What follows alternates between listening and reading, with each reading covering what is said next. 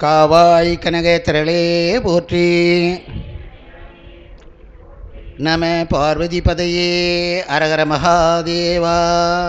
திருவாசகம் 41வது வரி. சிவபுராணம்.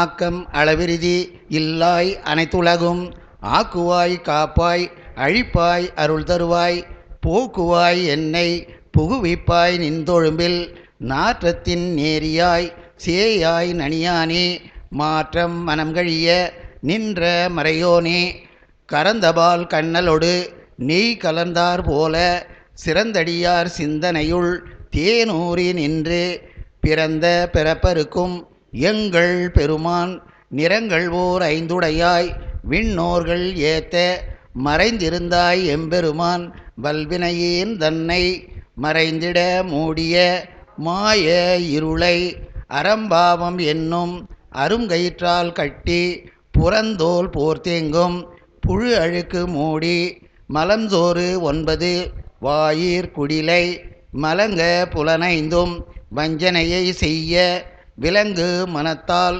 விமலா உனக்கு கலந்த அன்பாகி கசிந்து உள்வுருகும் நலந்தான் இல்லாத சிறியேற்கு நல்கி நிலந்தன் மேல் வந்தருளி நீள்கழல்கள் காட்டி ஞாயிற் கடையாய் கிடந்த அடியேற்கு தாயிற் சிறந்த தயாவான தத்துவனே மாசற்ற ஜோதி மலர்ந்த மலர்ச்சுடரே தேசனே தேனார் அமுதே சிவபுரனே பாசமாம் பற்றறுத்து பாரிக்கும் ஆரியனே.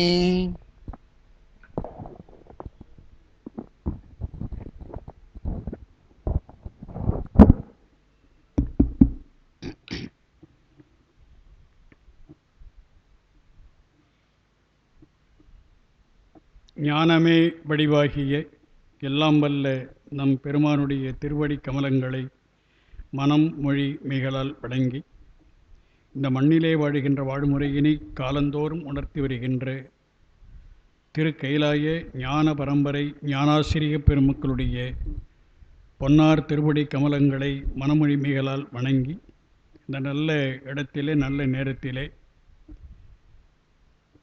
திருவாசகத்திலிருந்து ஒரு பகுதியை சிந்திக்க முற்படுகின்றோம். அன்பர் பெருமக்களை, இன்றைக்கு சிவஞான அருள்நெறி அறக்கட்டளை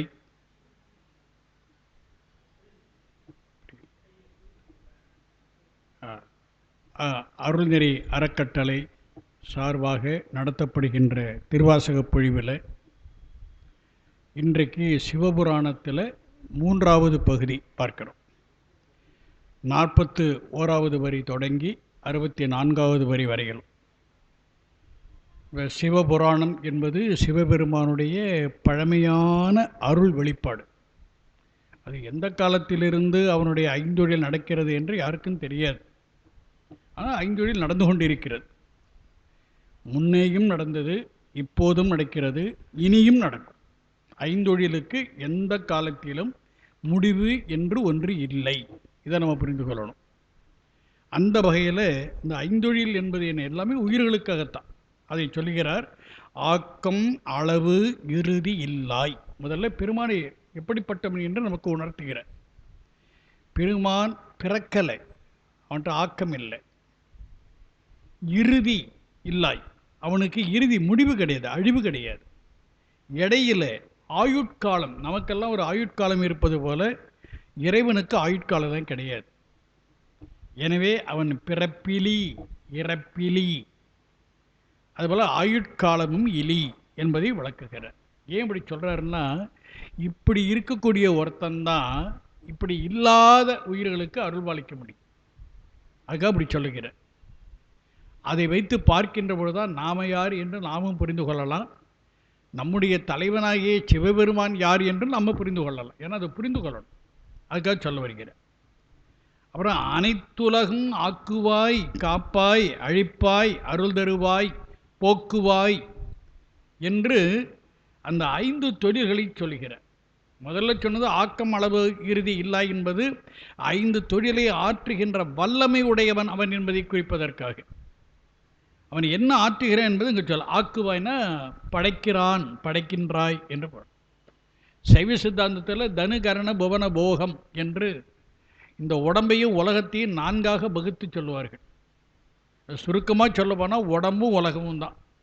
இந்த ரெண்டையும் அவன் இறைவன் படைக்கிறான். இன்னும் ஆழ்ந்து சிந்திச்சோன்னா உடம்பு என்பது ஒரு சிற்று உலகு, உலகம் என்பது ஒரு பெரிய உடம்பு. அதுதான் வேறுபாடு. மற்றபடி ரெண்டும் ஒன்று தான்.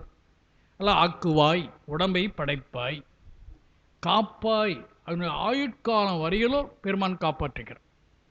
நடைமுறைன்னு பார்க்கலாம். எத்தனை விபத்தில் சிக்கினாலும் சாவு வராது. வராதுக்கான ஆயுட்காலம் இருக்கிறது என்று பொருள்.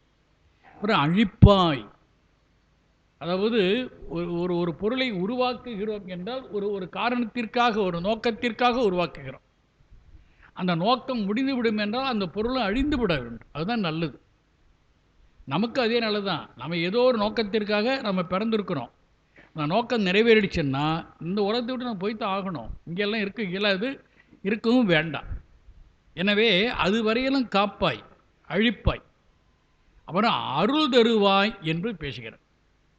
இந்த அருள் தருதல் என்பது 5வது தொழில். அது இந்த அருள் தருதல்லாம் வேற ஒன்றும் இல்லை. அவனுக்கு என்ன இயல்போ அந்த இயல்பை உயிருக்கு அவன் வழங்குகிறான். அதுதான் அருள் தருதல் என்பது. நம்ம வழக்கத்தில் நாம் என்னென்னலாம் விண்ணப்பிக்கிறோமோ அதெல்லாம் பெருமான் கொடுத்துட்டான்னா அருள் பாலிக்கிறான்னு சொல்லுவோம்.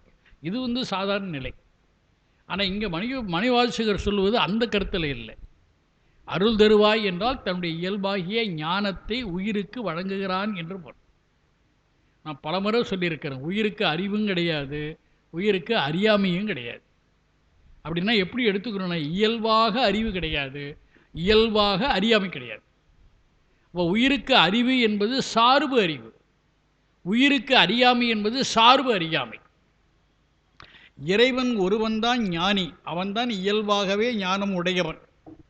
அவனை சார சார சார தான் அந்த ஞானத்தை நாம் பெற முடியும். அதை அவன் வழங்கணும். அதுதான் அருள் தருவாய்ங்கிற. அதற்கு முன்னதாக மறைத்தல் என்று ஒரு தொழில் இருக்கிறது. அதைத்தான் இங்கே போக்குவாய் என்று பேசுகிறார். அழிப்பாய் போக்குவாய் என்பது ஒரே பொருள் அல்ல. அழிப்பாய் என்பது அழித்தல் தான், போக்குவாய் என்பது மறைத்தல். என்ன காரணம் அப்படின்னா, நம்முடைய நினைவை போக்குவான். நம்ம எத்தனையோ பிறவிகள்லாம் பிறந்து இங்கே வந்திருக்கிறோம். எல்லா பிறவிகளையும் ஞாபகத்துக்கு வந்தால் இந்த பிறவியை நம்ம எப்படி வாழ முடியும்? அதெல்லாம் சிந்திக்கணும். அதனால் நம்முடைய நினைவை போக்குகிறான், மறதியை தருகிறான். நான் அறிந்த வரையிலும் மறதி நல்லது, அதுபோல் கஷ்டமும் நல்லது. நான் அந்த கருத்தெல்லாம் நான் பெற்றிருக்கிறேன். அதனால் போக்குவாய்ங்கிறார்.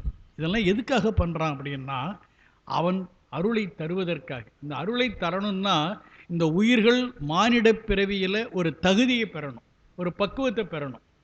அதற்கு தான் அவன் செய்கிற என்னை புகுவிப்பாய் நின்றொழும்பின். தொழும்புன்னா அந்த அடியவர் கூட்டம். இந்த அடியவர் கூட்டத்தில் என்னையும் ஒருவனாக நீ புகுத்தினாய்ங்கிற. எல்லா உயிர்களையும் அப்படி தான் பெருமான் பண்ணுறான். ஒரு நேரம் இல்லாவிட்டாலும் ஒரு பிறவியில் அந்த உயிரானது இறைவனை புரிந்து கொண்டு இறைவனை பற்றும் அனுபவம் கூட கூட இறைவனை தவிர வேறு எதையும் பற்றாது. ஆனால் எடுத்த உடனே இதெல்லாம் நடக்காது. அதுக்குரிய பக்குவத்தை பெறணும். அதைத்தான் புகுவிப்பாய் நின்றொழும்பின் என்று பேசுகிறார். இது பெருமான் யார் என்பதை நாம் புரிந்து கொள்வதற்கும், அவன் எப்படி உயிர்களாகிய நமக்கு உதவி செய்கிறான் என்பதை புரிந்து கொள்வதற்கும் இந்த வரிகள் உதவும். அடுத்தார் பொழுது நாற்றத்தின் நேரியாய் என்று பேசுகிறார்.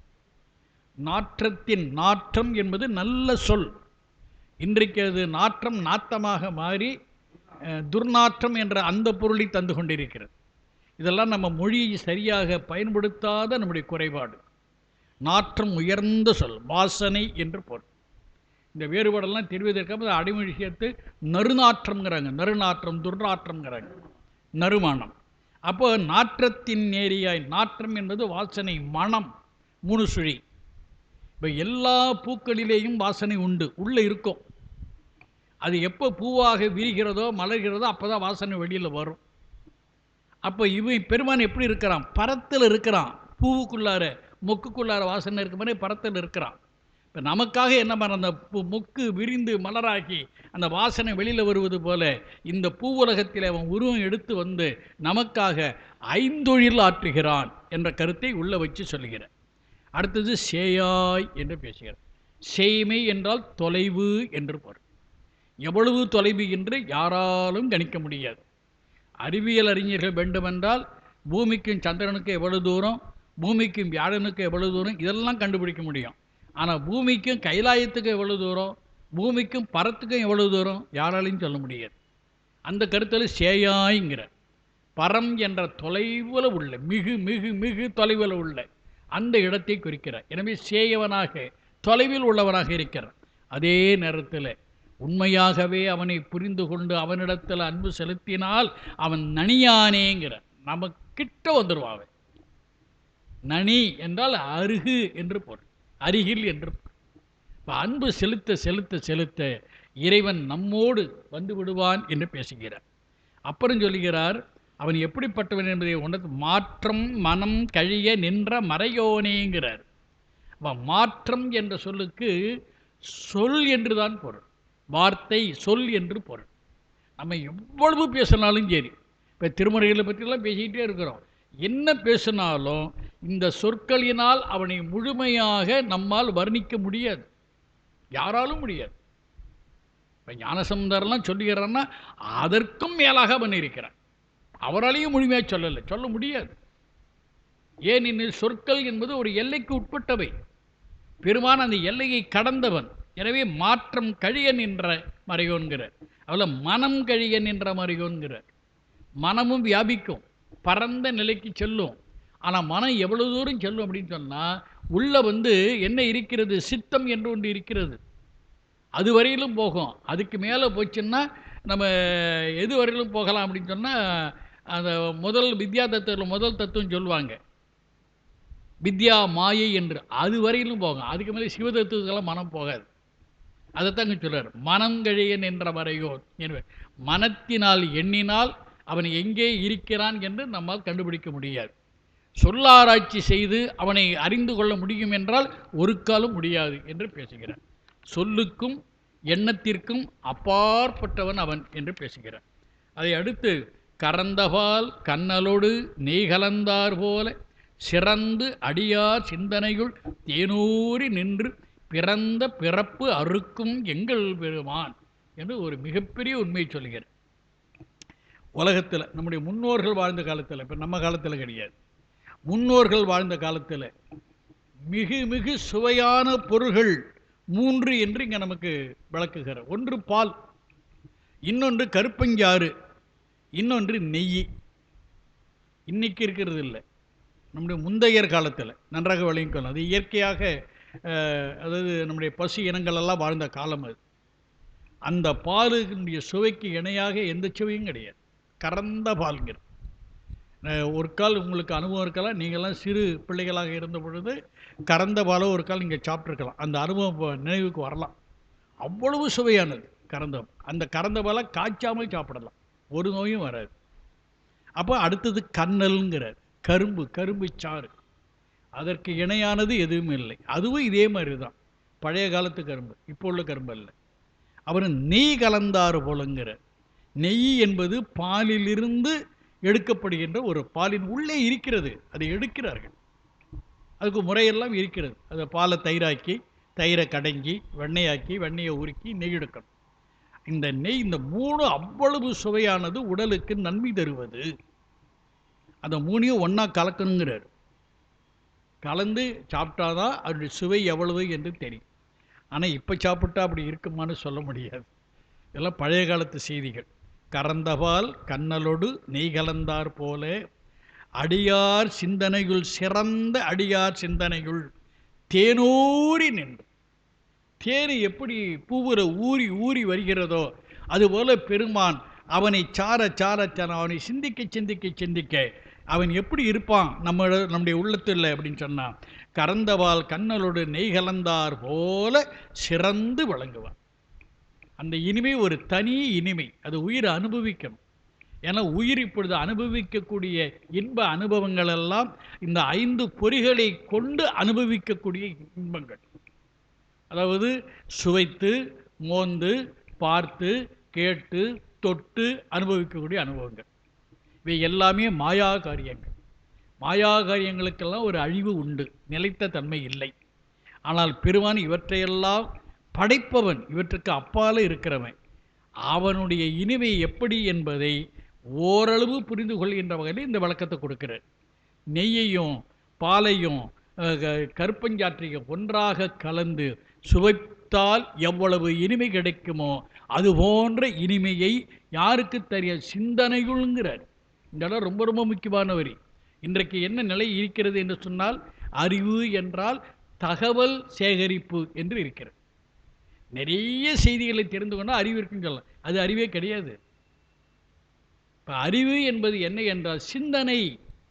நீ எதை தெரிந்து கொண்டாயோ அதை வைத்துக்கொண்டு வாழ்க்கைக்கு உரிய முறையில் சிந்திக்கணும்.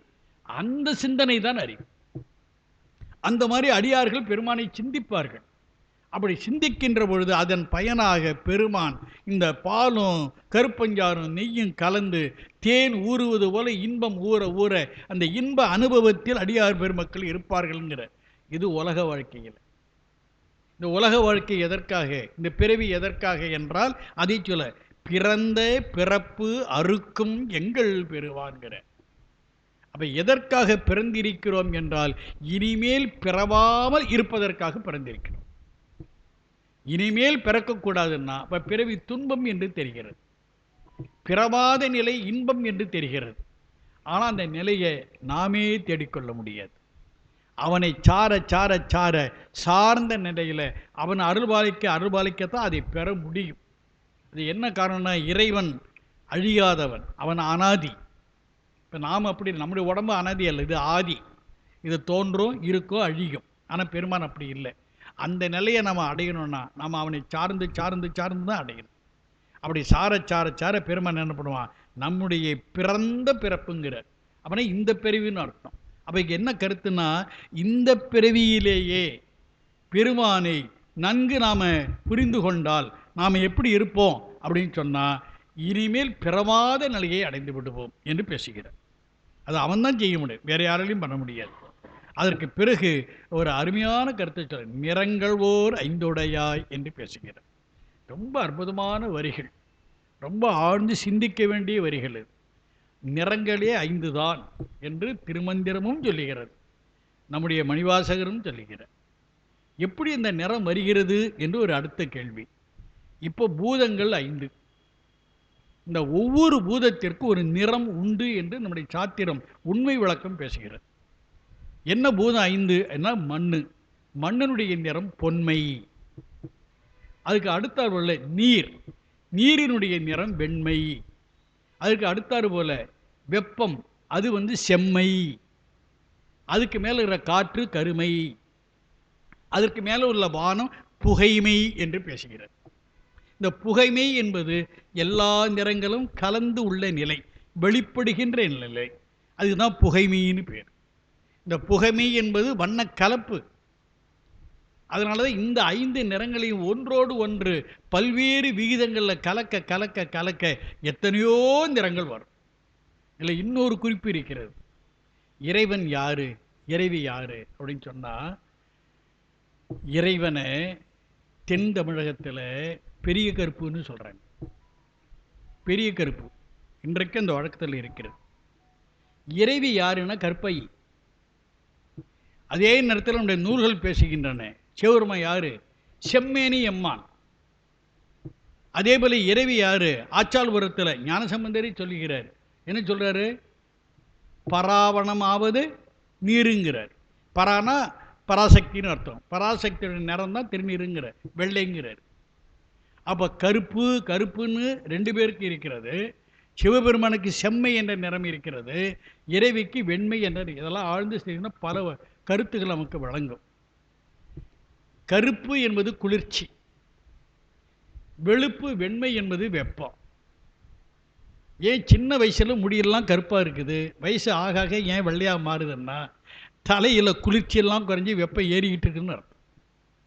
இந்த மயிர்கால்கள் இருக்கக்கூடிய இடத்துல உள்ள இருக்க வேண்டிய குளிர்ச்சி குறைந்து வெப்பம் மிகும் என்றால் கருப்பு வெளுப்பாயிடும். எல்லா தாவரங்களும் அப்படித்தான். அந்த ஒரு தாவரத்தை நீங்கள் கூறுது பார்த்தீங்கன்னா தெரியும், இந்த தளிர் விடும், இந்த கருப்பினுடைய அடுத்த நிறம் எது, பழுப்பு. அப்படியே கொஞ்சம் கொஞ்சமாக மாறும், பச்சை நீலம் அப்படியே மாறும், அப்படியே ஒரு மஞ்சள், அப்புறம் வெள்ளை அப்படியே மாறும். இதெல்லாம் நம்ம பார்க்குறோம். இதெல்லாம்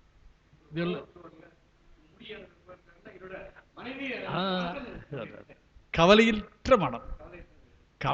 கவலையே இல்லைன்னு சொன்னால் முடி நரைக்கவே நரைக்காது. இப்போ நமக்கெல்லாம் நரைக்குதுன்னா என்ன காரணம்னு தெரிஞ்சுக்கணும்.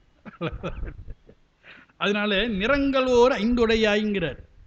அவ பெருமான் தான் இந்த நிறத்தை உருவாக்குகிறான். 5 நிறங்களையும் பெருமான் தான் உருவாக்குகிறான். அவனே 5 நிறங்களில் இருக்கிறான். சில தலங்களில் பெருமானே நேரத்திற்கு ஒரு நிறமாக வெளிப்படுகிறார் என்ற குறிப்பெல்லாம் நம்முடைய தலபுராணங்களில் இருக்கிறது. நிறங்கள் ஓர் ஐந்துடையாய் விண்ணோர்கள் ஏத்த மறைந்திருந்தாய் என்று பேசுகிறார். விண்ணோர்கள் ஏத்த மறைந்திருந்தாய், இது ஒரு அருமையான விண்ணோர்கள் தேவர்கள்னு அர்த்தம். அவர்களெல்லாம் வணங்க வருகிறார்கள், வழிபாடு செய்ய வருகிறார்கள். ஆனால் பெருமாள் என்ன செய்யறான்? தன்னை மறைத்துக் கொள்கிறான். ஏன்னா நம்மை விட பெருமானுக்கு நெருக்கமாக தேவர்கள் இருக்கிறார்கள். ஆனாலும் வழிபாடு செய்ய வருகின்ற போது தன்னை மறைத்துக் கொள்கிறான் என்றால் என்ன பொருள்? அவனை காண்பதற்கு, அவனை அடைவதற்குரிய தகுதி அவர்களிடத்தில் இல்லை என்று பொருள். அவர்கள் இன்ப சுக அனுபவத்திலே மட்டுமே நாட்டமுடையவர்கள். அதில் தடை ஏற்படுகின்ற பொழுதுதான் பெருமானை வந்து வணங்குகிறார்கள். எனவே பெருமானை புரிந்து கொண்டு பெருமானை அடைய வேண்டும் என்பதற்காக அவர்கள் வணங்குவது இல்லை. எனவேதான் சுயநலத்தின் காரணமாக தனக்கு ஒரு புகழ் வர வேண்டும் என்பதற்காக அவர்கள் வணங்க வருகின்ற பொழுது பெருமான் தன்னை மறைத்துக் கொள்ளுகிறான். விண்ணோர்கள் ஏத்த மறைந்திருந்தாய் என்று பேசுகிறார். அதே நேரத்தில் நம்முடைய அப்பரடிகள் போன்ற நம்முடைய அருளாளர்கள் எல்லாம் வருகின்ற போது பெருமான் அதாவது தோன்றா துணையாக இருந்து, இன்னும் சில நேரம் தோன்றும் துணையாக இருந்து அவளுக்கு உதவி செய்கிறான் என்பதை அவருடைய வரலாற்றிலிருந்து தெரிந்து கொள்கிறோம். அதில் தான் நம்ம புரிந்து கொள்ளணும், தேவர்கள் ஒன்றும் நம்மை விட பெரியவர்கள் இல்லை என்ற கருத்தை நம்ம ஆழமாக புரிந்து கொள்ளணும். விண்ணோர்கள் ஏத்த மறைந்திருந்தாய் எம்பெருமான் என்று பேசி வல்வினையேன் தன்னை மறைந்திட மூடிய மாய இருளை என்று பேசுகிறார். வல்வினையேங்கிற அந்த வார்த்தையெல்லாம் கவனிக்கும். வினை என்பது கொடுமையானது. நாம் அது இப்போ சர்வசாதாரணமாக வினை பண்ணிக்கிட்டே இருக்கிறோம். பலனை பற்றியெல்லாம் நம்ம கவலைப்படுவதே இல்லை. என்ன விளைவு ஏற்பட்டாலும் பரவாயில்ல, அவனை ஒழிக்கணும்னு நினச்சா ஒழிச்சிடணும். இப்படி தான் நம்ம கருத்துக்களாலும் இருக்கின்றன. அதுக்கெல்லாம் என்ன காரணங்கிறது சொல்கிறாரு. இந்த மாதிரி நம்ம தவறான வினைகளை எல்லாம் செய்வதற்கு என்ன காரணம் என்றால் மறைந்திட மூடிய மாய இருள்ங்கிறார். நம்முடைய அறிவை மறைக்கின்ற வகையில் ஒரு இருள் நம்மை மூடி இருக்கிறதுங்கிறார். அந்த இருள் எது என்றால் ஆணவம் என்ற ஒன்றுதான். அதுதான் அறியாமை, அதுதான் இருள் என்று பேசுகிறார். அந்த இருளை பெருமான் என்ன பண்றான் பாருங்க, அறம்பாவம் என்னும் அருங்கயிற்றால் கட்டி, அந்த அறியாமை என்ற மாயம் செய்கின்ற இருளிலிருந்து உயிர்கள் தப்பி பிழைக்கணும். அதுக்கு என்ன வழி? அறம்பாவம் என்னும் அருங்கயிற்றால் கட்டிங்கிறார். அறங்கிறாரு, பாவம்ங்கிறாரு. தமிழ் சொல்லல எதிர் சொற்கள் உண்டு. அறம் அதுக்கு எதிர் எது? மரம் என்பதுதான் எதிர்ச்சொல். ஆனால் அந்த சொல்லை இவர் போடலை. அறத்திற்கு எதிர் பாவம்ங்கிறாரு. அப்போ நம்ம என்ன கருதணும்னு கேட்டால் அறத்தின் பயனாக வருவது புண்ணியம். அப்போ புண்ணிய பாவம் என்று இதுக்கு பொருள் சொல்லணும் இல்லையா? ஏன்னா அறத்தினால் வருவதுதான் புண்ணியம், அதுதான் சிவ புண்ணியம். அந்த புண்ணியம் பாவம் என்னும் அருங்கயிற்றால் கட்டி, பசு புண்ணியத்தை முதல்ல செய்கிறோம், பக்கமாக அடைய அடைய பதி புண்ணிய சிவ புண்ணியத்தை செய்வோம். அப்போ அந்த பசு புண்ணியம் பாவம் என்ற தீவினை, புண்ணியம் என்ற நல்வினை இரண்டினால் கட்டுகிறார். எதற்காக கட்டுகிறார்னா அந்த ஆணவ இருளிலிருந்து நம்ம விலகணும். அதுக்கு ஏற்றார் மாதிரி இந்த வினைகளை செய்யணும்னா அது செய்வதற்குரிய ஒரு கருவி தேவை. அதுதான் நம்முடைய உடம்பு. இந்த உடம்பு எப்படிப்பட்டதுன்னு ஒரு விளக்கம் கொடுக்கிறார். புறந்தோல் போர்த்து, மேலே பார்த்தா தோலுனாலும் மூடி வச்சிருக்கிறான், தலையிலேருந்து கால் வரையணும். இந்த தோலெல்லாம் விலக்கிட்டு பார்த்தா உள்ளே என்னென்னலாம் இருக்குன்னு தெரியும். அவர் சொல்லுகிறார், புறந்தோல் போர்த்து எங்கும், அந்த தோலுக்கு உள்ளாக புழு அழுக்கு மூடி, உடம்பு முழுக்க புழுக்கள் இருக்கின்றனங்கிற. இன்றைக்கு அறிவியல் ஒத்துக்கொள்கிறது இல்லையா? கிருமிகள் என்று பேசுகின்றன. நல்ல கிருமி இருக்குது, கெட்ட கிருமியும் இருக்குது. உடம்பு முழுக்க கிருமிகள் இருக்கின்றன. அவற்றெல்லாம் வெளியில் தெரியாமல் தோலினாலும் மூடி வச்சிருக்கிறான். அப்புறம் என்ன ஆச்சுன்னா மலம் சோறும் 9 வாயிற்குடில் அப்படிங்கிற. மலம் சோறும் 9 வாயிற்குடில், இதெல்லாம் ரொம்ப அற்புதமான நுட்பமாக கவனிக்க வேண்டிய இடம். நம்ம உடம்புல 9 ஓட்டைகள் இருக்குதுங்கிற. அந்த ஓட்டைகள் வழியாக மலம் வந்துக்கிட்டே இருக்குங்கிற. இன்றைக்கு நடைமுறையில் அதை நம்ம பார்த்து கொண்டு இருக்கிறோம். ஆனால் இப்போ என்ன பிரச்சனைன்னா, வருகின்ற மலம் ஒழுங்காக வரமாட்டேங்குது. அதுதான் பிரச்சனை. மலச்சிக்கல் தான் இன்றைக்கி பெரிய பிரச்சனை. அதை பற்றியெல்லாம் யாரும் இப்போ சிந்திக்கிறதெல்லாம் கிடையாது. அது என்னென்னவோ கருத்தில் போகிறார்கள். அது ஒரு பக்கம் இருக்கட்டும். நம்ம கருத்து என்ன, மலம் சோறும் 9 வாயிற்கொண்டில். இது எதற்காக?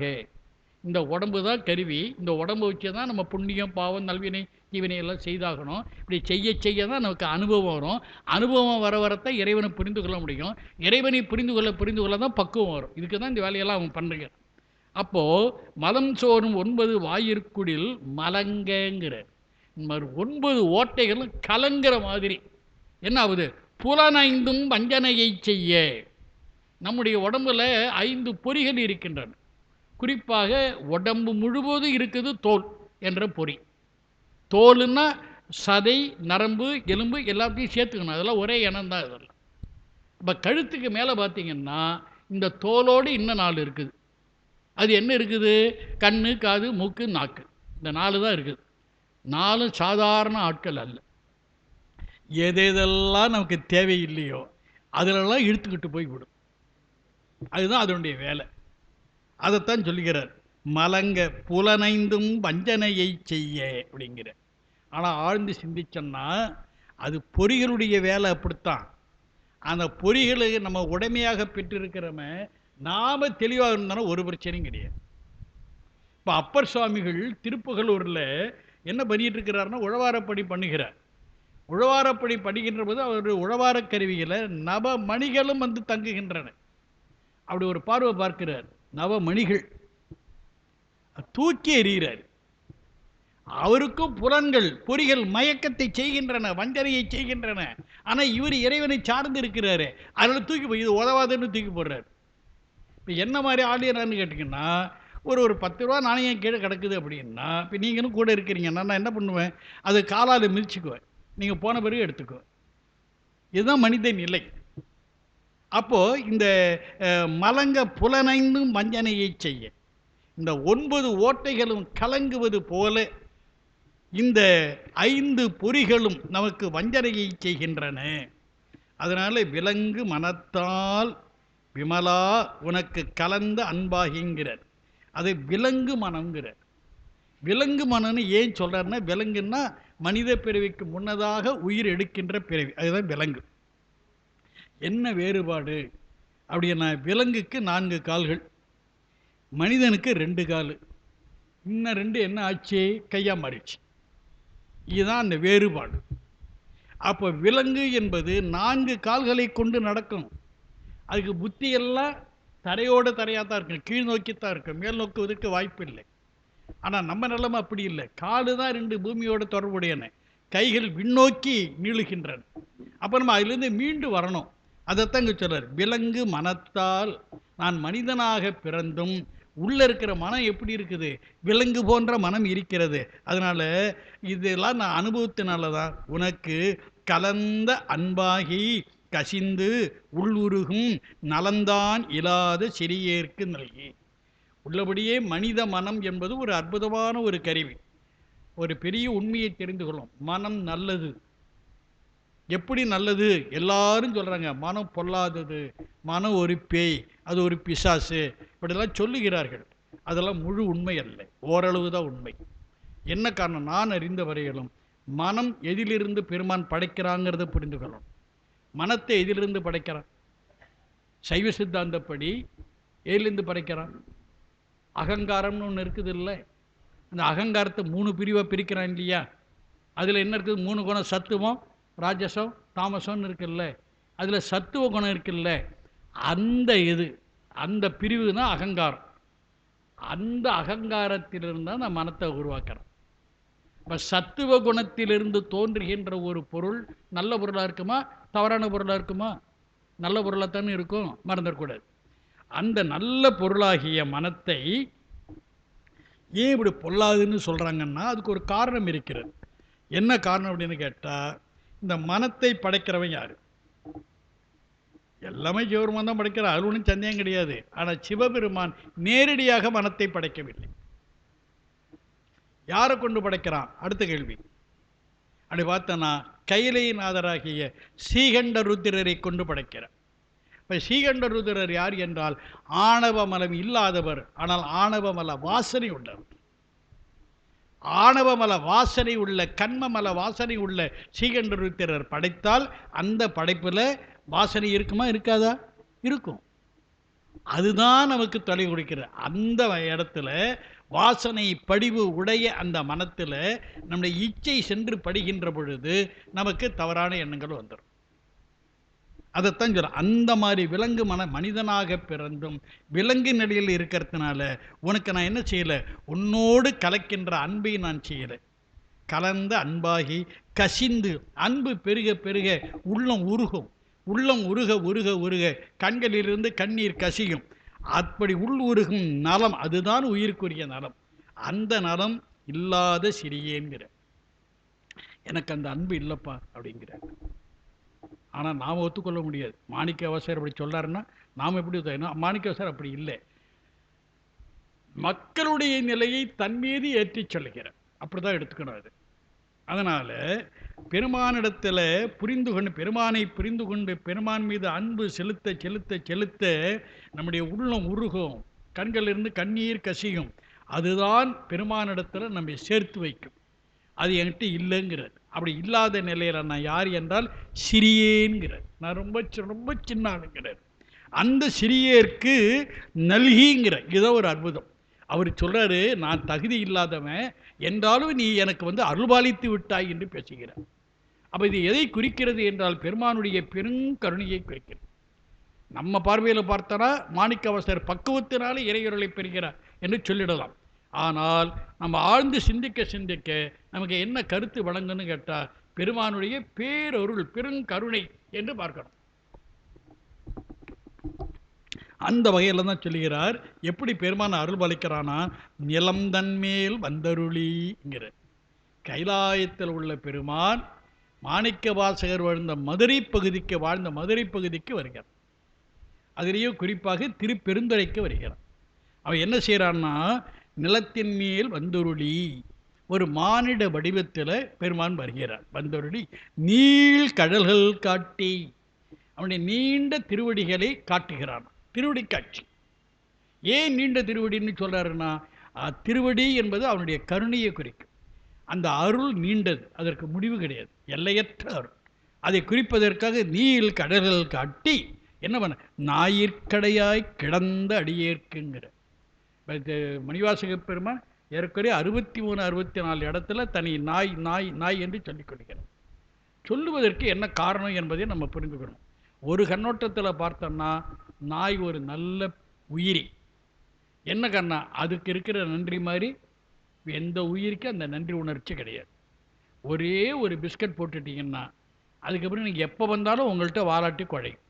மறக்காமல் நன்றி மறவாத ஒரு உயிரி. இது நல்ல குணம். அதே நேரத்தில் கெட்ட குணம் ஒன்று இருக்குது. என்ன கெட்ட குணம்னா, தான் ஒன்றை சாப்பிடும், அதை வாந்தி எடுத்துடும், மறுபடியும் அதை சாப்பிடும்.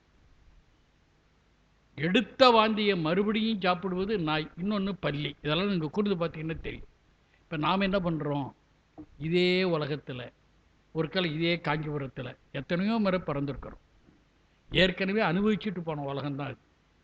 அதெல்லாம் வாந்தி எடுத்துட்டு போயிட்டு மறுபடியும் இந்த மானிட பிரிவு எடுத்து மறுபடியும் அதையே அனுபவிக்கிறோம். அப்போ என்ன கருத்து சொல்ல வருகிறார்னா, உலக வாழ்க்கை என்பது உயிர் திருவருளை பெறுவதற்குரிய பக்குவத்தை பெறுவதற்காக, ஜாலியனோ ஜிம்கானோ உலகத்தை அனுபவிச்சுட்டு இருக்கிறதுக்காக இல்லை. நாம் அந்த கருத்தில் இருக்கிறோம். அதைத்தாங்க சொல்லுவார், ஞாயிற்கடையாய் கிடந்த அடியேன்கிற. நாயை விட மோசமாக அனுபவித்து துப்பி விட்டு போனதையே மறுபடியும் வந்து அனுபவிப்பது போல மறுபடியும் மறுபடியும் பிறந்து அனுபவித்த உலகத்தையே அனுபவித்து கொண்டிருக்கிறேன் அப்படிங்கிறார். அப்படி இருக்கின்ற எனக்கு தாயிற்சிறந்த தயாவான தத்துவனேங்கிற. இது என்ன ஆழ்ந்த கருத்து இருக்குன்னா, தாய் என்ற சொல்லை நம்ம பார்க்கின்ற பொழுது அது மிக அருமையான ஒரு கருத்து. ஆழ்ந்து சிந்திச்சா தான் தெரியும். அதனால்தான் பெண் பிறவி உயர்ந்த பிறவி என்று நம்முடைய பெரியவர்கள் சொல்லியிருக்கிறார்கள். குறிப்பாக நம்முடைய கவிமணி தேசிக விநாயகம் பிள்ளை அவர்கள் மங்கையராக பிறப்பதற்கே நல்ல மாதவம் செய்திட வேண்டும் என்று பேசுகிறார். அதுக்கு காரணம்லாம் சொல்கிறார். அது எப்படி சிறந்த பிறவிங்கிறதுக்கு காரணம் சொல்கிறார். அதாவது அந்த அன்பு தான் அவர்களுக்கு. இந்த தாய் என்ற சொல் அதை எப்படி நம்ம புரிந்து கொள்ளணும்னா, ஒரு உயிர் பெண்ணாக பிறக்கிறது. அது சிறுமி, சிறுமி பெண் குழந்தை. அப்படி சிறுமி கொஞ்சம் வளர்ந்த உடனே சிறுமி, அப்புறம் கொஞ்சம் வளர்ந்த உடனே கன்னி பெண். இப்போ சிறுமி என்பவள் பெண் குழந்தை என்ற நிலை சிறுமியாக மாறி, சிறுமி என்பது கன்னியாக மாறுகிறது. கன்னியாக மாறிய பிறகு ஒரு வாழ்க்கை துணையை தேடுகிறது. இப்போ வாழ்க்கை துணையை தேடுகின்ற போது ரெண்டு, ஒன்று காதலி, இன்னொன்று மனைவி. இந்த பேர் மாறுகிறது, அதோட வளர்ச்சிக்கேற்ப பேர் மாறுகிறது. மனைவியாக மாறிய பிறகு குழந்தையை பெறுகிறது. குழந்தையை பெற்றவுடனே என்ன பேர்? தாய் என்று பெயர். அப்போ தாய் என்ற உயர்ந்த நிலையை அடையணும். அதுலேயும் ஒரு குறிப்பு இருக்கிறது. தாய் என்பது அனுபவம் கூட கூட கூட பெற்ற குழந்தைக்கு மட்டுமல்ல, பெறாத எல்லா குழந்தைகளுக்கும் தாய். அதுதான் மிக உயர்ந்த நிலை, தாய்மை நிலை என்று. அது பெண் பிறவிக்குத்தான் இருக்கிறது. அதனால தான் அவர் என்ன சொல்லுகிறார்னா, தாயிற்சிறந்த தயாவானத்தை, அவ்வளவு அன்புடைய தாய். அந்த அன்பை விட உயர்ந்த அன்பு பெருமானிடத்தில் இருக்கிறது. அதுக்கு ஒரு கருத்து சொல்லுவார்கள். தாய் தான் பெற்ற குழந்தைக்கு பால் ஊட்டுவா. எப்போ ஊட்டுவா? குழந்தை பசியினால் அழுகின்ற பொழுது, இது பசியினால் கத்துதா அப்படின்னு பால் கொடுப்பா. ஆனால் இறைவன் என்ன செய்கிறான்னா, நமக்கு இன்னும் பசி வரல, பசி வரப்போகிறது என்று முன்னதாகவே தெரிந்து நமக்கு கொடுக்குறான். ஒரு உதாரணம் சொல்கிறேன். நாம் குழந்தையாக பிறக்கிறோம், ஆணோ பெண்ணோ குழந்தையாக பிறக்கிறோம். பிறந்த உடனே நமக்கு என்ன தேவை? உணவு தேவை. அந்த உணவு என்ன உணவு? பால் உணவு. அந்த பால் யார் கொடுக்குறா? தாய் தான் கொடுக்குறா. அந்த தாய் உடம்புல எப்படி பால் உற்பத்தி ஆகுது? உலகத்திலேயே சிறந்த பால் தாய்ப்பால். அதற்கு அடுத்த நிலையில் தான் பசும்பால், அதுக்கு அடுத்த நிலையில் தேங்காய்ப்பால். இதெல்லாம் புரிந்து கொள்ளணும். நீ என்ன தேங்காய் பால் சாப்பிடாதுன்னு சாப்பிட்டு பாருங்கள், அது எவ்வளோ சுவையாக இருக்கும், எவ்வளோ உடம்புக்கு நல்லதுன்னு தெரியும். நான் அறிந்ததெல்லாம் தாய்ப்பால், பசும்பால், அடுத்தது தேங்காய்ப்பால். இப்போ என்ன கருத்துன்னு கேட்டிங்கன்னா, ஒரு பெரிய செய்தி என்னன்னு கேட்டிங்கன்னா, ஒரு பெண்ணினுடைய உடம்புல பால் எப்படி சார் உற்பத்தி ஆகுது? மார்பகத்தில் தான் பால் உற்பத்தி ஆகுது, அது எல்லாருக்கும் தெரியும். ஆனால் எப்படிங்கிற விஷயம் தெரிந்துக்கிறோம். முதலாக அந்த பெண்ணு கருக்கொள்ளுகிறாள், கணவனோடு கூடி கருக்கொள்ளுகிறாள் இல்லையா? இந்த கரு உருவான உடனேயே அங்கே உள்ளுக்குள்ளாக அந்த பால் உற்பத்திக்குரிய செயல் தொடங்கிவிடும். குழந்தை வயிற்றில் வளர்ந்து கருவாக வளர்ந்து உரு பெற்று பெற்று என்ன பண்ண 10 மாதம் 9 மாதம் முடிந்து 10வது மாதத்தில் தான் பிறக்க போகிறது. அந்த 9 மாதம் வரையிலும் பால் உற்பத்திக்குரிய ஆங்கிலத்தில் ப்ராசஸ்ன்னு சொல்லுவாங்க, அதெல்லாம் உடம்புக்குள்ளார நடக்கும். அதெல்லாம் எப்படி நடக்குதுன்னா, ஆமாம் ஆமாம், எவ்வளவு நுட்பமான செய்தி, ரொம்ப அற்புதமாக. இதெல்லாம் எண்ணி பார்க்க பார்க்க வியப்பு மேலிடுகிறது. அந்த பால் எப்படி இருக்குன்னா, அந்த மார்பகத்தில் தயாராக இருக்கும். எப்போ அது வெளியில் வரும் அப்படின்னு கேட்டிங்கன்னா, அந்த குழந்தை பசியினால் தன்னுடைய வாயை தாயினுடைய மார்பகத்தில் வச்சு உறிஞ்சுகின்ற பொழுது தான் வரும். மற்ற நேரத்தில் பால் மார்பகத்திலிருந்து வெளியில் சிந்தவே சிந்தாது. இப்படி ஒரு லாக்கரை பெருமான் மட்டும்தான் கண்டுபிடிச்சிருக்கிறான், வேறு யாரும் கண்டுபிடிக்கல. அவ்வளவு நுட்பமாக அந்த பாலை உற்பத்தி பண்ணுறான். எப்போ உற்பத்தி பண்ணுறான்? குழந்தை பிறப்பதற்கு முன்னதாகவே மார்பகத்தில் பாலை உருவாக்கி வச்சிடறான். அதுக்கு பிறந்து அது எப்போ வேணாலும் குடிக்கலாம். அது குடிக்கிறவரெல்லாம் பால் கெடாமல் இருக்கும். இதெல்லாம் எவ்வளவு நுட்பமான செய்திகள். இவ்வளவு தாய்மை உணர்ச்சி நம்முடைய சிவபெருமானுக்கு உண்டு. அதனால தான் திருச்சியில் பெருமானுக்கு என்ன பேர்? தாயும் ஆனவன். ஏற்கனவே அவன் தந்தையாக தான் இருக்கிறான், உயிர் தந்தையாகத்தான் இருக்கிறான். ஆனால் ஒரு பெண்ணுக்காக பிரசவம் பார்ப்பதற்காக தாயாக பிரசவம் பார்த்தான் என்று வரலாறு சொல்கிறது. அப்போ பெருமான் உலகத்து தாயை விட உயர்ந்த தாயாக இருப்பவன் என்பதை நம்ம புரிந்துக்கிறோம். இல்லை சொல்ல போனால், ஒரு தாய் தான் பெற்ற ஒரு குழந்தைக்கு தான் பால் தருவா. உலகத்தில் உள்ள எல்லா குழந்தையும் தருவாளா? அது அவளால் முடியாது. எங்கேயோ ஒரு சில இடத்துல நான் கேள்விப்பட்டிருக்கிறேன், ஒரு குழந்தை தன்னுடைய குழந்தை பசிக்கனால துடிக்கின்ற பொழுது பால் தருகிறான். அதே நேரத்தில் பக்கத்து வீட்டில் ஒரு குழந்தை, அந்த குழந்தையை பெற்ற தாய் இறந்து விடுகிறார். ஆனால் அந்த குழந்தை பசிக்கனால அந்த குழந்தைக்கு பால் கொடுக்குற தாய்மார்கள்லாம் உண்டு. இன்னைக்கு விலங்கினத்தில் நீங்கள் பார்க்கலாம். இந்த மாதிரி நிறைய இடங்களில் நம்ம வரலாறு திருவிளையாட புராணத்தில் பன்றி குட்டிகளுக்கு இறைவன் தாய் பன்றியாக இருந்த பால் கொடுத்தாங்கிற செய்தியெல்லாம் வருகிறது. அப்போ அந்த நிலையில் பார்க்கின்ற பொழுது மிக உயர்ந்த குணம் தாய்மை குணம். பெண்மை தான் தாய்மையாக மாறுகிறது. இந்த சிறுமியாக, கன்னியாக, காதலியாக, மனைவியாக, தாயாக அப்படியே உயர்ந்த நிலைக்கு போகிற அந்த குணம், அந்த உயர்ந்த நிலையில் போகின்ற பொழுது அதை விட உயர்ந்த நிலையில் இறைவனுடைய தாய்மை குணம் இருக்கிறது என்பதை இங்கே சொல்ல வருகிறார். தாயிற்சிறந்த தயாவான தத்துவனே என்று சொல்கிறார். தத்துவன் என்ற சொல்லுக்கு என்ன பொருள்னா அழியாமல் இருப்பவன் என்று பொருள். தத்துவம்னா தத்துவத்தை உடையவன் அர்த்தம் சொல்ல வேண்டாம். அவன் அழியாதவன். இந்த தாயெல்லாம் உலகத்தாயில இறந்துடுவான் ஒரு காலத்தில், ஆனால் அவன் சாக மாட்டான். அப்போ அப்படிப்பட்ட தத்துவன் அவன். அவன் எப்படி இருக்கிறான் என்றால் மாசற்ற சோதி என்று பேசுகிறார். இதில் ஒரு அருமையான கருத்து இருக்கிறது. மாசற்ற சோதியாக இருக்கிறார். சோதி என்பது என்ன? ஒரு பொருள் வெம்மை என்று ஒரு குணம், அது பொருளாக மாறுகின்றது, வெப்பமாக மாறும். அந்த வெப்பத்தில் இருந்து என்ன வரும்? சூடும் வரும், அதே நேரத்தில் ஒளியும் வரும். ஆனால் பௌதீக வெப்பத்தை நம்ம எடுத்துக்கிட்டோம்னா அதில் ஒரு சிக்கல் இருக்கிறது. இப்போ விறகு இருக்குது, விறகை நம்ம எரிய விடுறோம், அதில் வெப்பமும் வருது, வெளிச்சமும் வருது. ஆனால் அந்த விறகு என்ற ஒரு பற்றுக்கோடு இல்லாமல் நெருப்பு வராது, வெப்பம் வராது. அதுக்கு பற்றுக்கோடு தேவை. இன்னொரு செய்தி என்னென்னா, எதை பற்றுக்கோடாக அந்த வெப்பம் கொள்ளுகிறதோ அந்த பற்றுக்கோட்டையே அந்த வெப்பம் என்ன பண்ணுது? அழிச்சிடுது, முற்றிலுமாக அழிச்சிடுகிறது. இறைவன் மாசற்ற சோதி என்பதற்கு இதுதான் விளக்கம். உலகத்தில் பௌதீக நெருப்பு என்பது ஒரு பற்றுக்கோட்டினால்தான் வெளிப்படும். இறுதியாக அந்த பற்றுக்கோட்டையை அழித்து விடும். ஆனால் பெருமான் அப்படி இல்லை. அவன் சோதியாக, வெப்பமாக, வெளிச்சமாக வெளிப்படுவதற்கு எந்த பற்றுக்கோடும் தேவையில்லை. இயல்பாகவே சோதியாக வெளிப்படுவான். பற்றுக்கோடு இல்லை, எனவே மாசு இல்லை என்ற அது குற்றம் இல்லை. இங்கெல்லாம் பற்றுக்கோடு என்ற குற்றம் இருக்கும், அங்கே குற்றம் இல்லைங்கிற. எனவே மாசற்ற சோதி என்று விளக்குகிறார். அதை அடுத்த செய்தி மலர்ந்த மலர்ச்சுடரே என்று விளக்குகிறார். இது ஒரு நுட்பமான செய்தி. என்ன நுட்பமான செய்தின்னா, உலகத்திலேயே மிக மிக மிக மென்மையான பொருள் எது என்றால் பூதான். பூவினுடைய இதழ் தான் மென்மையான பொருள். பூவினுடைய இதழைப் போல மென்மையான பொருள் உலகத்தில் எதுவுமே கிடையாது. அந்த மென்மைதான் மேன்மையை உருவாக்கும். இறைவன் எப்படிப்பட்டவன்? மென்மையானவன், மிக மிக மிக மென்மையானவன். எப்படி நம்ம புரிந்து கொள்வது? எந்த மிக மிக மென்மையான இறைவன் தான் இந்த வன்மையான உலகத்தையே உருவாக்குகிறான். எப்படி புரிந்து கொள்வது? பேருந்தில் பயணம் பண்ணுறோம், ஒரு 60 பேர் பயணம் பண்ணிக்கின்ற ஒரு பேருந்து.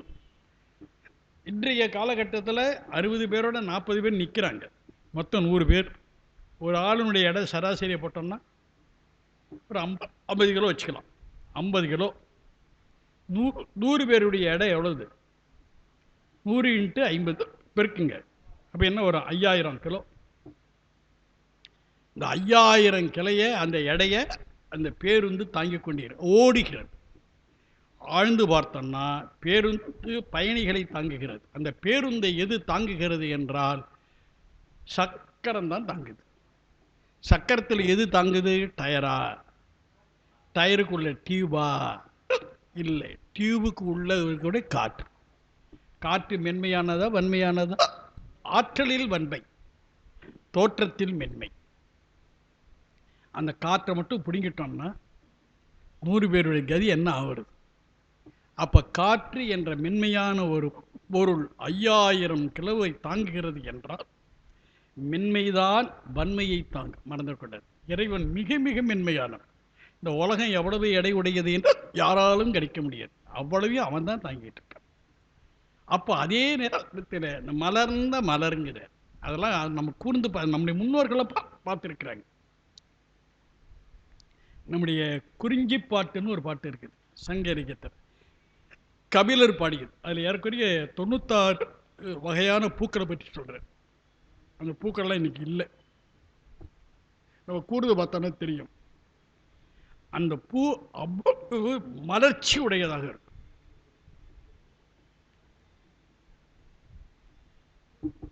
எனவே மலர்ந்த மலர்ச்சுடரேங்க, அந்த மலர்ந்த மலர்ல எவ்வளவு ஒரு பொலிவு இருக்குமோ, இது நாம் கண்ணால் பார்க்கக்கூடிய ஒரு பொருள். இதை ஓமையாக காட்டி பெருமானுடைய அந்த மலர்ந்த நிலையை நமக்கு சொல்லுகிறார். அதை எடுத்து தேசனேங்கிற. தேசனே அப்படின்னா நாட்டை உடையவன்லாம் பொறுத்து, தேசம் நாடுலாம் பொறுத்து சொல்லக்கூடாது. அதாவது தெய்வம், தே, அதோடைய வேர்ச்சொல் தே. இந்த தே தான் தேவா, நெடிலாகும். தே, தேவு, தேவர்கள் என்று வரும். அப்போ அதுக்கு என்ன பொருள்? ஒளி உடையவர்கள் என்று பொருள். தேசனே என்றால் இயல்பான ஒளியை உடையவனே என்று பொருள். அந்த ஒளி தான் எல்லாருக்கும் ஒளியை தருமே தவிர வேற எந்த ஒளியும் தராது. தேசனே தேனார் அமுதேங்கிற, தேன் நிறைந்த அமுது போன்றவனேங்கிறார். ஏன்னா உலகத்தில் நம்முடைய முன்னோர்கள் தேனை அப்படி ரசித்து சுவைத்திருக்கிறார்கள். இன்னும் சொல்லப்போனால் திருவாசகத்துக்கே தேன் என்று தான் பெயர். தேன் அப்போ அதுக்கு என்ன பொருள் அப்படின்னு கேட்டால், இந்த தேனை தேன் சாப்பிட்ற முறையெல்லாம் இருக்குது. இதெல்லாம் இன்றைக்கி எல்லாம் போயிடுச்சு. நம்ம சாப்பிட்ற வகைன்னு ஒன்று இருக்குது. அது உண்ணல், தின்றல், அதாவது மெல்லுதல் இல்லையா? அதே மாதிரி இந்த பருகுதல், நக்குதல் ஒன்று இருக்குது. இன்றைக்கி அந்த நக்குதல் போச்சு. பாயசத்தை எப்படி சாப்பிடணும்? பாயசத்தை நக்கி தான் சாப்பிடணும். இப்போ இன்றைக்கி என்ன பண்ணுறோம்? நக்கி சாப்பிடணும்னா இலையில ஊற்றுனா தான் நக்கம். இலையில ஊற்றுனா தான் நக்க முடியும். இன்றைக்கி அந்த பழக்கமே போயிடுச்சு. எல்லாருமே என்ன பண்ணுங்க, ஒரு டம்ளரில் ஊற்றி கொடுத்துரு. இன்றைக்கி அதுதான் பழக்கத்தில் வந்துடுச்சு. திருக்குற்றாலத்தில் டிகேசி அவர்கள் தன்னுடைய சீடர்களோடு அமர்ந்து பேசி கொண்டிருந்த பொழுது பகல் வேளை சாப்பாட்டுக்கு எல்லாரும் உட்காடுறாங்க. அந்த சாப்பாட்டில் விருந்து சாப்பாடு, பாயாசம் பரிமாறப்படுகிறது. ஒருவர் சொன்னார், இந்த பாயசத்தை எனக்கு டம்ளரில் ஊற்றி கொடுத்துருப்பா அப்படின்னார். டிகேசி பார்த்துக்கிட்டே இருந்தார். சொன்னார், டம்ளரில் ஊற்றாதப்பா, ஒரு புனலை தூக்கி அவன் வாயில் வெய்யை, புனலில் ஊற்று. அப்போ என்னென்னா சாப்பாடு நம்முடைய உணவு முறைகள் இதெல்லாம் இன்றைக்கும் இதெல்லாம் நாங்கள் அனுபவத்தில் கொண்டு வரணும். நெய்யை சாப்பிடணும், நக்கி தான் நெய்யை சாப்பிடணும். தேன் சாப்பிட்னா தேனை நக்கி சாப்பிடணும். தேனை எடுத்து குடிக்கக்கூடாது. இன்றைக்கி அந்த பழக்கம்லாம் போயிடுச்சு. இன்றைக்கி ஏன்னா அப்படி சாப்பிட்டாதான் அது உடம்புக்கு தொல்லை தராமல் உள்ளே போய் கலக்கும். இங்கே தேனையோ நெய்யையோ அப்படியே சாப்பிட்னா அடைச்சிடும். எங்கேயாவது அடிச்சு சமயத்தில் உயிரே போயிடும். சாப்பிட்ற நேரத்தில் பொறையரிச்சுன்னா மூக்கில் போயிடும். மூக்கில் போயிடுச்சுன்னா சுவாச குழாய் அடைபட்டுதுன்னா போயிடுச்சு உயிர். இப்போ நம்முடைய முன்னோர்கள் இதெல்லாம் கண்டுபிடிச்சிருக்காரு, எதை எப்படி சாப்பிடணுன்ட்டு.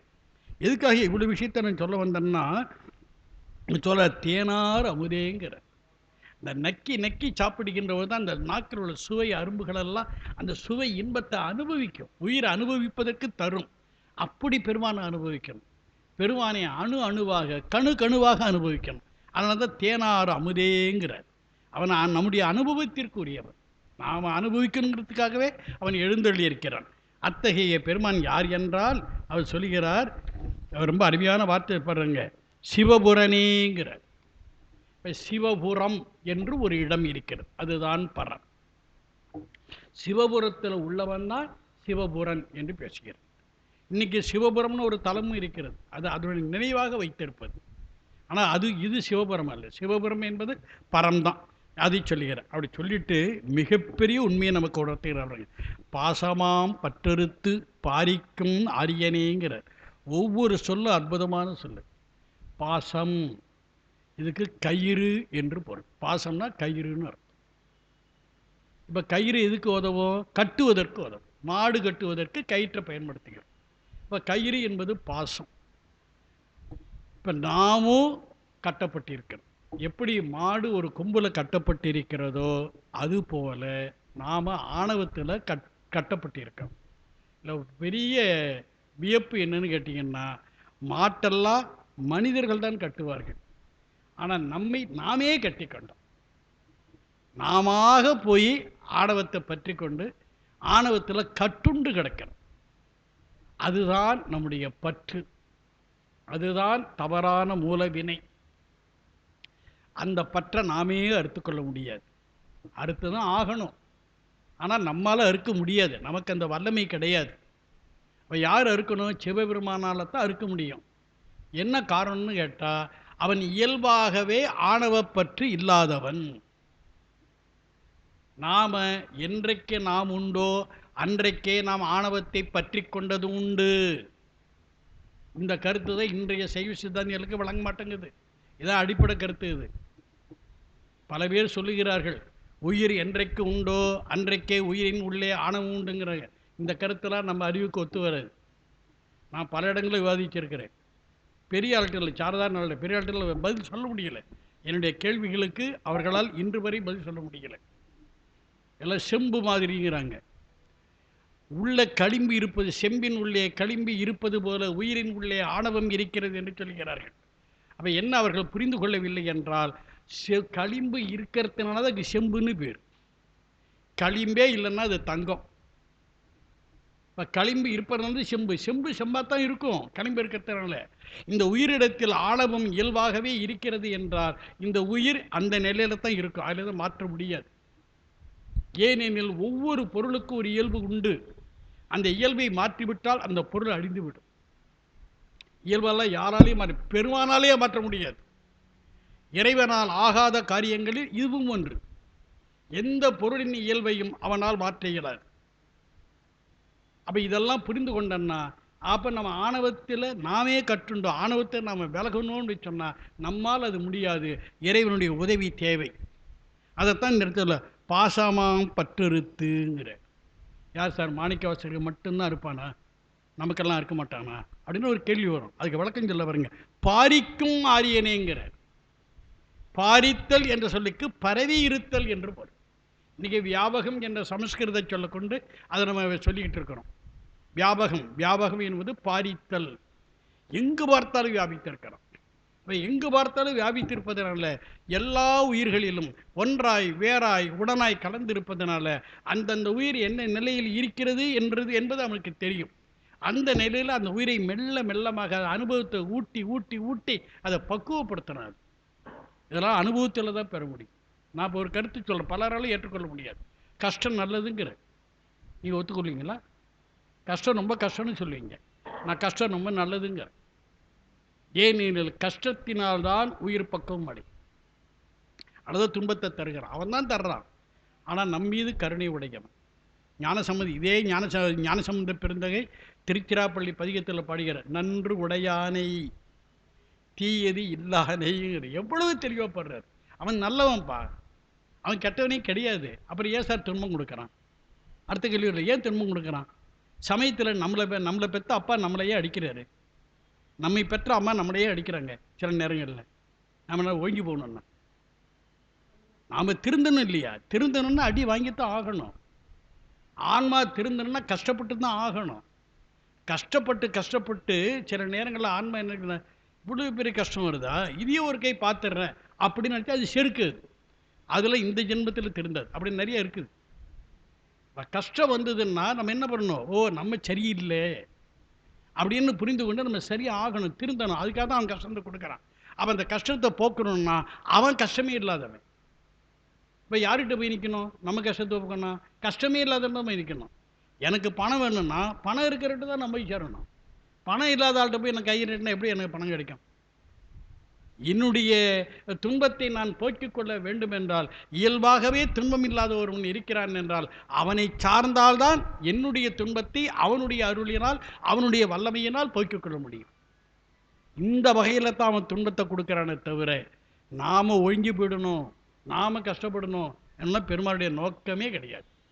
அவனை போல ஒரு கருணையாளனை எங்கேயும் பார்க்கல. அவனை தவிர வேறு யாரும் இல்லை. அந்த வகையில் பாரிக்கும் என்று சொல்கிறார். வியாபித்திருக்கிறான். எனவே மணிவாசகருக்கு மட்டுமல்ல, எல்லா மனிதர்களுக்கும் அவன் அருள் பாலிப்பான். அவன் யார் என்றால் அருமையான ஆரியன்கிற. நமக்கு ஆரியன் ஒன்று வேற ஒரு கருத்தை நோக்கி வந்துடும். இங்கே வடக்க இருக்கவனெல்லாம் ஆரியன், அது எல்லாம் கருத்து. அது ஆரியன் என்ற சொல்லுக்கு அந்த பொருளை பார்க்கணும். சொல்லை பிரித்து பார்த்தனா ஆர் இயன் என்று வரும். ஆர் என்ற சொல்லுக்கு நிறைவு என்று பொருள். எல்லாவற்றிலும் நிறைவு உடையவன் சிவபெருமான். அந்த நிறைவை இயல்பாக உடையவன். ஆர் இயன், ஆர் இயல், ஆர் இயன். அப்போ நிறைவை இயல்பாக உடைய பெருமான் என்ற கருத்து வருகிறது. எல்லாவற்றிலும் அவன் நிறைவு. அவனுக்கு ஏது குறையிலா நிறைவே கோதிலா அமுதே என்று நம்முடைய அருளாளர்கள் அவனை பாடுகிறார், அனுபவிக்கப்படுறாங்க. அந்த வகையில் அவன் ஆரியனாக இருக்கிறான். எல்லாம் நிறைந்தவன் தான் ஆரியன். அவன்தான் மேலானவன். இந்த உலகத்தில் நாம் தமிழ் பயிலாத காரணத்தினால நமக்கு உள்ளே வந்த அயலார்கள் இந்த தமிழ் சொற்களை எல்லாம் தங்களுக்குரியதாக ஆக்கி கொண்டார்கள். நாம் தமிழ் பயிலாத காரணத்தினால அதை நாமும் ஏற்றுக்கொண்டோம்.